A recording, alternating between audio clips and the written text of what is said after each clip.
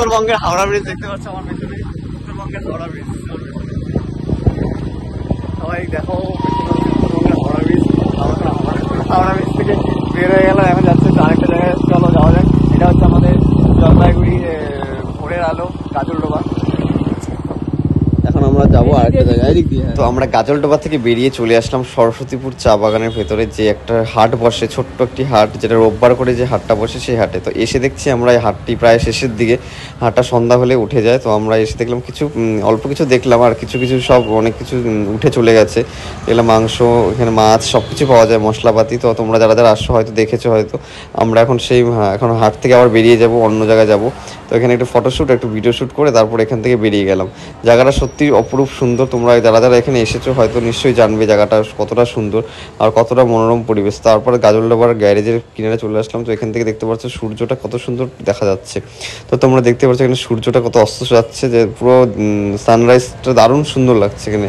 তো তোমরা কারা কারা এটা দেখেছো তো নিশ্চয়ই কমেন্ট করে জানাবে, আর ভালো লাগলে তো লাইক কমেন্ট শেয়ার তো নিশ্চয়ই করবে, আর কেমন লাগছে সেটা তো নিশ্চয়ই জানাবে। তো আমরা এই সানরাইজ দেখতে দেখতে চলে গেলাম হচ্ছে গাজলডোবা ব্রিজের ওদিকে, তো যেখানে হচ্ছে চিংড়ি মাছের পকোড়া, বিভিন্ন ধরনের পকোড়া, যেখানে বাজারটা বসে, সেই ব্যারেজের কিনারে যাব। সেই ব্যারেজে কী কী পাওয়া যায়, কী ওখানে স্পেশাল, সেইগুলো দেখতে যাব। তো এখন আমি আর আমার বন্ধু সাগর সে এখন চলে গেলাম সেখানটা দেখতে দেখতে। এখন আমরা ভোরের আলোর পাশ দিয়ে এখন বেরিয়ে গেলাম আমরা গাজলডোবা ব্রিজের দিকে। তো এখানে আমরা এসে পুরো রাস্তা পুলিয়ার মতো রাস্তা ভুলে গেছিলাম, যেই রাস্তা দিয়ে উঠি তো আর সেই রাস্তায় চলে আসছে। তারপর লোকেশন দেখে আবার সে সঠিক রাস্তা দিয়ে ঢুকে তারপর সরস্বতীপুর চা বাগান থেকে তারপর আসলাম যে ব্যারেজ, সেই ব্যারেজের পাশে চলে আসলাম। তো আমরা এখন উত্তরবঙ্গের হাওড়া ব্রিজ দেখতে পাচ্ছি, হাওড়া ব্রিজের ভিতরে দাঁড়ায় আছি। তো ভেতরে এখন কি হয়, ভেতরে আমরা এখন দাঁড়াবো না। তো এখান থেকে আমরা যাবো হচ্ছে গাজলডোবার। তো এখন আমরা গাজলডোবার থেকে বাড়ি যাবো।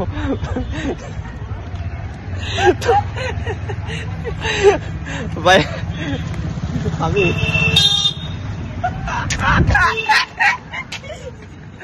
লাইক তো চলে আসলাম। দেখো এখন চলে আসছে হচ্ছে যেখানে ব্যারেজ তিস্তার যে লক গেটগুলো আছে, সেই গেটগুলোতে পাশে দেখলে এখানে তিস্তার জলকে আটকিয়ে রাখা হয়েছে। তো এখান থেকে জলগুলোকে ছাড়া হয়, তিস্তা নদীর যে জল লক গেটগুলো দেখতে পাচ্ছ কতটা সুন্দর, এখানে লক গেটগুলোকে আটকে রাখা হয়েছে এবং জলের স্পিডটা দেখতে পেলে। তারপর চলে আসলাম আমরা চা খেতে, প্রচণ্ড খিদে পেয়ে গেছিলো। তো এখন আমরা নিয়ে নিলাম চা আর গুড্ডি বিস্কুট, তারপর নিয়ে নিলাম লেইসের প্যাকেট, আরও অনেক কিছু। তারপর আর একটু খিদা পাচ্ছিলো, বললাম যে চল ব্রেড নিয়ে নিই। তারপর নিয়ে নিলাম একটা ব্রেড। তো ব্রেডটা সত্যি দারুণ টেস্ট ছিল। তখন দেখতে পাচ্ছ ব্রেডটা খাচ্ছি। তো ব্রেড খাওয়ার পর চলে আসলো আমাদের কাছে ম্যাগি। তো খিদাও পেয়েছিলো, ভাবলাম যে ম্যাগি খাই। তো দেখো সাগর আমরা এক প্লেটই নিয়েছিলাম, এক প্লেট নিয়ে দুজনে খেলাম। তো ম্যাগিটা দারুণ সুন্দর ছিল। তারপর খেয়ে দিয়ে আবার চলে আসলাম বাড়ির দিকে। তো বাড়ির দিকে আস্তে আস্তে দেখলাম রায়পুর চা বাগানে একটা খেলা হচ্ছে, তো সেখান থেকে একটু খেলা দেখে তারপর চলে আসলাম আমরা বাড়ির দিকে। আমাদের খাওয়া দাওয়া কমপ্লিট, এখন হচ্ছে আমরা বাড়ি যাবো। তো ভিডিওটা তোমাদের কেমন লাগলো আশা করি নিশ্চয়ই ভালো লাগবে। তো দেখা হচ্ছে নেক্সট ভিডিওতে। চলো টাটা বাই বাই। তো লাইক কমেন্ট শেয়ার করে নিশ্চয়ই করবে। চলো টাটা বাই বাই।